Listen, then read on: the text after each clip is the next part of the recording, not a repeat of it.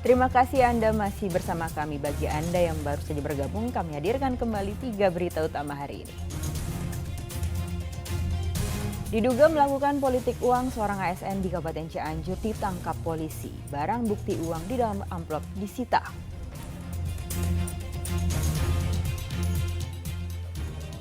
Cegah golput, panitia pemilu di Pangandaran keliling kampung dengan pikap ajak masyarakat mencoblos hari ini.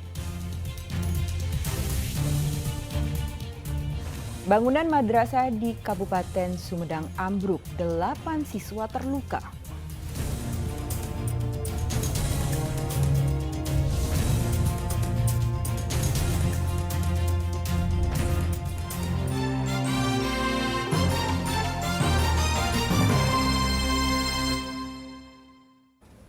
Anda sudah bersiap ke TPS hari ini, pastikan jangan golput ya.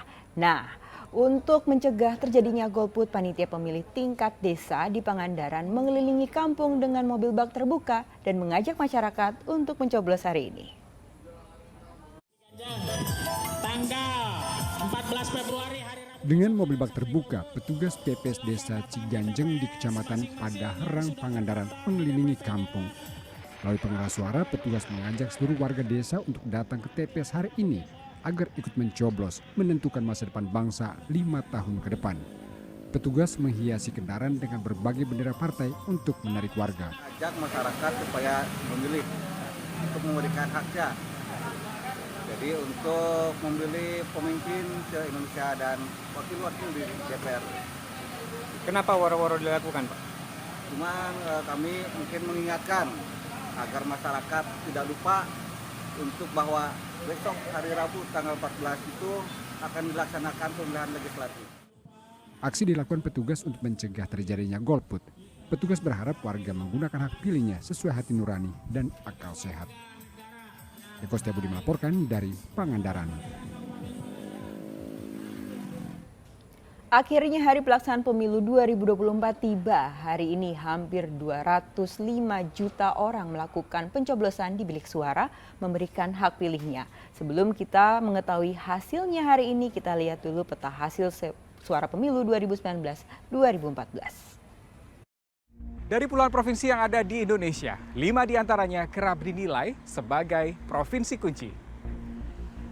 Selain memiliki pemilih dan alokasi jumlah kursi yang banyak, kelimanya dianggap menjadi representasi mewakili pilihan warga yang beragam, baik di Jawa maupun luar Jawa. Yang pertama adalah Jawa Barat. Di pemilu tahun 2014, partai politik yang menguasai provinsi dengan jumlah pemilih terbanyak di Indonesia adalah PDI Perjuangan dengan jumlah raihan suara 19,63%. Tapi 5 tahun kemudian, Partai Gerindra berhasil menyingkirkan PDIP dengan raihan suara 17,65%.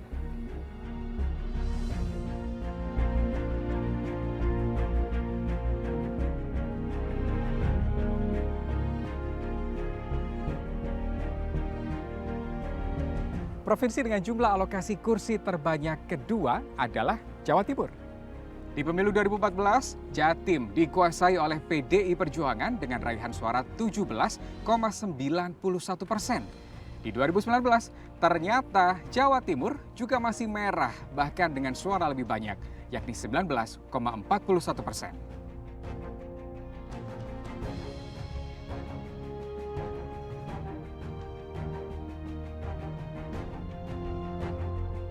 Selanjutnya, provinsi dengan jumlah alokasi kursi terbanyak ketiga adalah Jawa Tengah. Tahun 2014, PDI Perjuangan juga menguasai Jawa Tengah dengan 24,40% suara. Nah, di 2019 ternyata hampir sama dengan Jawa Timur. PDIP berhasil memerahkan Jawa Tengah dengan raihan suara lebih banyak, yakni 29,56% suara. Di pemilu tahun 2014, Sumatera Utara menyumbang lebih banyak kursi legislatif bagi Partai Golkar dengan raihan suara 16,40%. Tapi di tahun 2019 digeser oleh PDI Perjuangan dengan raihan suara 20,72%. Dan ini Sulawesi Selatan di tahun 2014 yang ternyata masih menjadi masa berjayanya Partai Golkar dengan raihan suara 20,54%. Nah, bagaimana di tahun 2019? Ternyata Golkar masih berhasil menguningkan Sulawesi Selatan meski perolehan suaranya lebih sedikit, yakni 17,9%. Dalam 2 pemilu terakhir, kelima provinsi tadi, Jawa Barat, Jawa Tengah, Jawa Timur, Sumatera Utara, dan Sulawesi Selatan menjadi 5 provinsi penting bagi mereka yang berkontestasi. Terlepas dari 5 provinsi kunci yang menjadi medan perang perebutan suara tadi, sejatinya nasib bangsa Indonesia 5 tahun ke depan ditentukan oleh tangan tiap orang yang masuk dalam daftar 204,8 juta pemilih tetap di pemilu 2024. Termasuk saya, Anda, dimanapun Anda berada. Itu tadi peta hasil pemilu-pemilu 2019 dan 2014. Lalu bagaimana dengan gambaran pemilu 2024 kali ini? Para pemilih muda tampaknya menjadi penentu pentingnya siapa yang akan menjadi presiden, wakil presiden, dan wakil-wakil rakyat 5 tahun ke depan. Dalam pemilu 2024 kali ini, yang paling menarik adalah prosentase, jumlah, dan usia pemilih. KPU mencatat kalangan generasi Z alias Gen Z dan generasi milenial menjadi jumlah pemilih terbanyak. Gen Z adalah generasi yang lahir di kisaran tahun 1997 hingga 2012. Sementara generasi milenial lahir pada tahun 1981 hingga 1996. Berdasar data DPT KPU, jumlah pemilih pre-boomer yaitu yang lahir sebelum tahun 1945 sekitar 3,5 juta pemilih. Untuk generasi baby boomers, lahir tahun 1946 hingga 1964 berjumlah lebih dari 28 juta orang. Untuk Gen X yang lahir tahun 1965 hingga 1980, jumlah pemilihnya hampir 57,5 juta pemilih. Paling banyak adalah pemilih dari generasi milenial dengan hampir 68 juta pemilih. Sementara pemilih muda dari Gen Z dengan hampir 47 juta pemilih. Semua pemilih akan memperebutkan 580 kursi DPR RI dari 84 daerah pemilihan.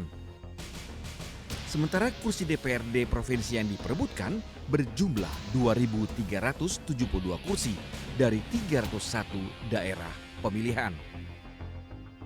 Jumlah kursi terbanyak diperebutkan untuk DPRD Kabupaten Kota sebanyak 17.510 kursi dari 2.325 daerah pemilihan.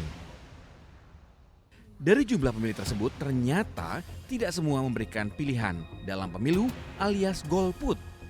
Warga yang golput diidentikan dengan sikap yang apatis, cuek, dan tidak mau terlibat atau tidak mau bertanggung jawab dengan kondisi yang ada. Angka golput di pemilu tahun 2014 tercatat tinggi dengan persentase 30% pemilih sebagai golput.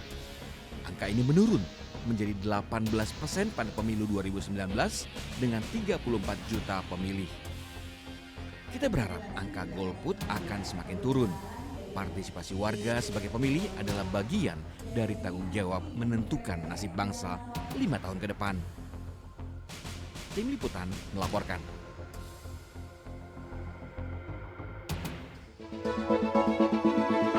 Kita ingin kesulitan ini berubah menjadi kemudahan. Saya komit, saya siap melanjutkan semua strategi untuk menjaga demokrasi berjalan dengan baik.